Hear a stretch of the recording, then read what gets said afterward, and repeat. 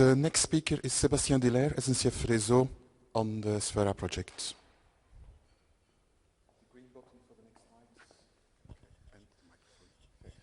Thank you, Bart.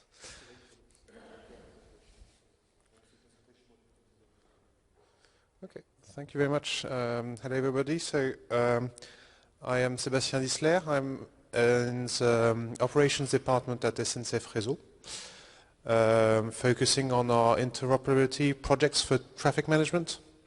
So communications with RU servers, with neighboring IM servers, and with drivers, and ATO. And I'm here today on behalf of the Sfera working group of the UIC, which is a project that works on the interoperability of DAS systems. So first, before going into the details, what are we aiming for with DAS systems? The aim is on two aspects that are quite one of the basic elements we are looking for in railway operations. Being on time, so getting drivers to be as precise as possible when doing their mission, and saving as much energy as possible, so doing it as efficiently as possible. So these are the two focuses, main focuses of DAS. So there are, to first concretely what it looks like, for example, we do this by giving advice to the driver, so DAS, driver advisory system. I have an example here of the tool that is deployed at SNCF Voyageur at the moment, where we have here an example where the DAS will tell the driver, well, to be on time and use as less energy as possible. At the moment, I advise you to go at the maximum speed for the next 6 minutes. And then, sorry, it's in French, and then I will, when the 6 minutes have finished, I will ask you to coast, so stop tractioning, and then there will be another advice, and so on and so on. So the idea, by giving those advices, it will guide the driver to be on time at the different timing points of his mission, but doing so with the least energy possible.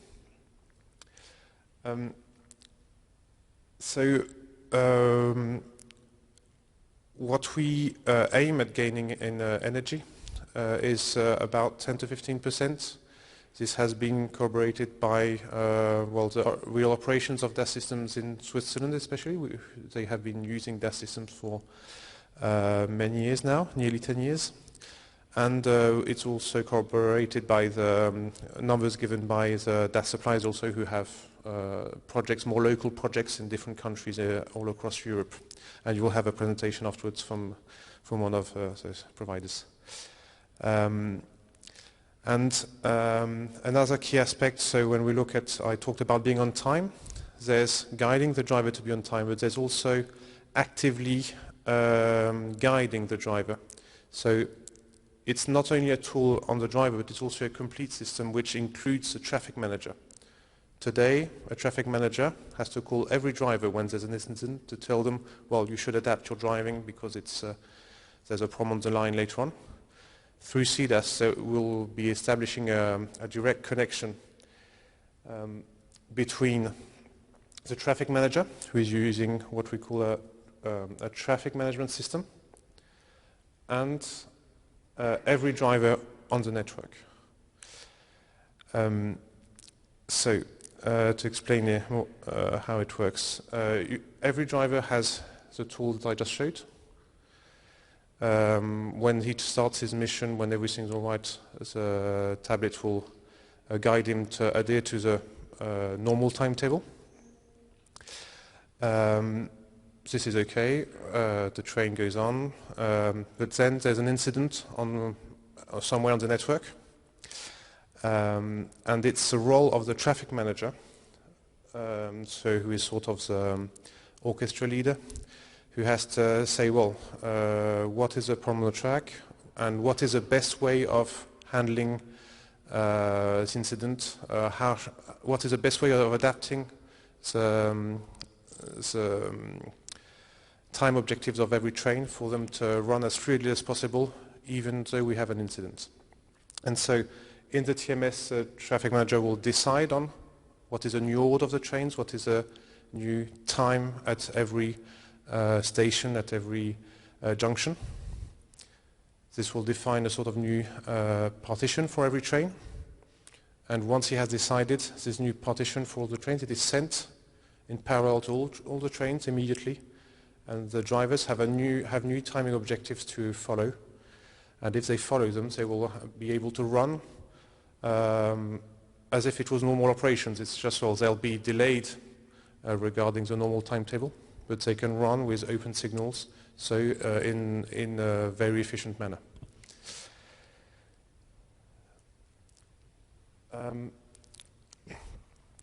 Now, we hear a lot of talk when you look at TSIs in the railway sector.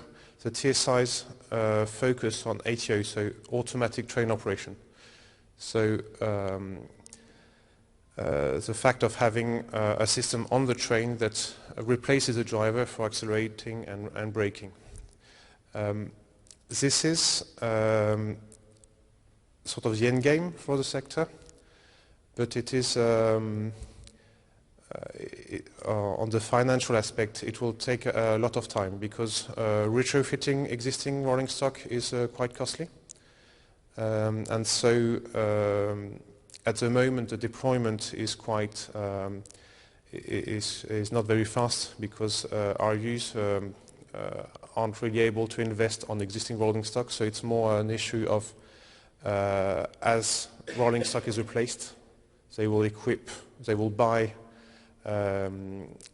rolling stock that is equipped natively with ATO, which is much cheaper to buy in this case. What the sector saw was that we can't wait for 40 years for all the rolling stock to be replaced. So there was a consensus in the users, so IAMs and RUs on the European network, to work together to establish an interoperable way of using CDAS to be able to cover the business needs while we wait for ATO to deploy progressively on the network. And this was this is where the Sphere protocol started being defined. So inside the UIC, it's a project that is led by the UIC with experts from different IAMs and RUs of European networks, with a goal of defining an interoperable data communication standard between the IAM systems, the traffic management system I talked about earlier, and the DAS applications of the RUs. And all this has been done having in mind the context of our network where we have hundreds of RUs, of different RUs, and we have a big part of the railway traffic is international, or at least goes across IAM borders. And so, and also another focus is that at the moment, the ATO defined at the European level focuses on ETCS lines. So it's sort of focusing on a future where all the European lines are equipped with ETCS. But we know that if I take the example of the French network, for example, we have about 30,000 kilometers of lines, and only about 1,000 kilometers of our lines are currently equipped with ETCS. So there are 29,000 kilometers of line in France alone where we can't do ATO. So the project itself includes experts from 9 different companies across Europe, and we've been working on this since 2016 with 3 successive projects on the administrative side of things at UIC. Okay. So the first project was focused on delivering the first version of this protocol, which was published in in 2020, and then we've continued working on this protocol with a maintenance phase where we've been correcting the bugs detected by early adopters and enhancing the protocol. And the project is going to continue, start from 2024 to 2026, where our main focus is to enhance the scope of the protocol towards other use cases for the communication between IM and drivers. Essentially, the deliverance of safety instructions when the signaler must ask a driver to, for example, reduce his speed because there is an incident on the line.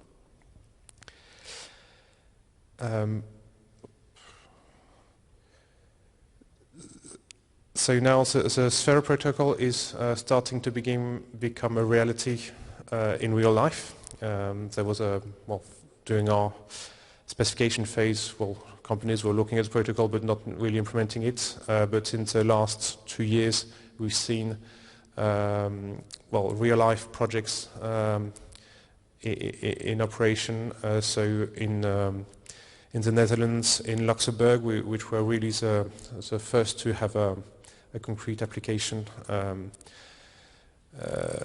other countries. And the photos were of those who have real life applications, and we also have other projects ongoing, like at the SNCF Réseau, for example. Where do I point? Sorry, up. And just to finish off, what does DAS open us towards? First of all, it's something for a traffic manager. It's a bit of a dream come true. Today, the information they get is not very. You don't get information very often. I don't know. For example, in France, a train, you have a location of a train every 2 to 6 minutes. There are 6 minutes where you just don't know where he is, and you don't even have the speed of the train. So every 6 minutes, you just know the train is in this station. Then you wait, and then it's in this station. With CDAS, we would get feedback from the train. We're hoping to get feedback from the train every 20 seconds with the speed. So a traffic manager can, under 1 minute, know that the train is starting to stop. Even before he's stopped, he can already see it starting to slow down, which is very important for reactivity in incident situations. So we talked about the objectives of being on time and saving energy, but also there's an effect on capacity or punctuality, depending on the balance you're looking for, because of the precision of driving that you get. Today, we have to, when we build a timetable, we have to include some time between trains to take into account the fact that the driver isn't precise to the second when he's driving. So you have perhaps about 30 seconds of leeway that you add between trains just for all those